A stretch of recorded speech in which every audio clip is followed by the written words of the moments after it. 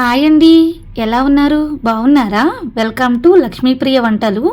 ఈ వంటల వీడియోలో నేను ఇప్పుడు చేపల కర్రీని మనం రొటీన్గా ఇంట్లో ఏ విధంగా చేసుకుంటామో చూపిస్తున్నాను ఈ వీడియోలో. ముందుగా స్టవ్ని సిమ్లో పెట్టేసుకుని ప్యాన్ పెట్టుకుని ఎక్కువగానే ఆయిల్ని వేసుకున్నానండి. ఈ చేపల కర్రీ కోసం మనం ఎక్కువగానే ఆయిల్ని వేసుకోవాలి. మీకు చూపించిన మసాలాలని నేను మిక్సీకి వేసేసుకున్నాను. ప్యాన్లో ఆయిల్ని వేసుకున్న తర్వాత 7-8 పచ్చిమిరపకాయలని నిలువుగా కట్ చేసుకుని వేసుకున్నాను.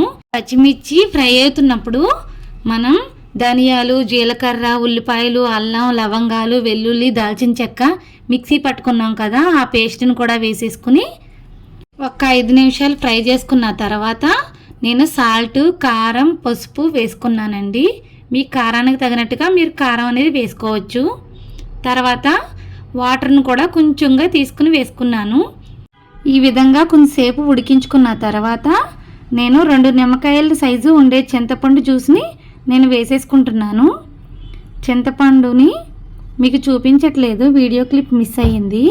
చింతపండు జ్యూస్ని వేసేసుకున్న తర్వాత ఈ విధంగా మరుగుతున్నప్పుడు కరివేపాకు, కొత్తిమీరను కూడా వేసేసుకున్నాను. ఈ విధంగా కలుపుకున్న తర్వాత మనం కడిగి పక్కన పెట్టుకున్న చేప ముక్కల్ని ఈ విధంగా ఒక్కొక్కటిగా వేసేసుకోవాలి. చేపల కర్రీకి ఈ విధంగా ఖాళీగా ఉండే ప్యాన్ని మనం ఉపయోగించాలి. చేప ముక్క విరగకుండా ఉండేందుకు ఈ విధంగా చేప ముక్కలను వేసేసుకున్న తర్వాత పైన మూత పెట్టాలి. ఒక 15 నిమిషాలకే మన పులుసు దగ్గర పడిపోతుంది. దగ్గర పడిన వెంటనే ముక్క ఉడికిందో లేదో చూసుకోండి, సాల్ట్ సరిపోయిందో లేదో చూసుకోండి.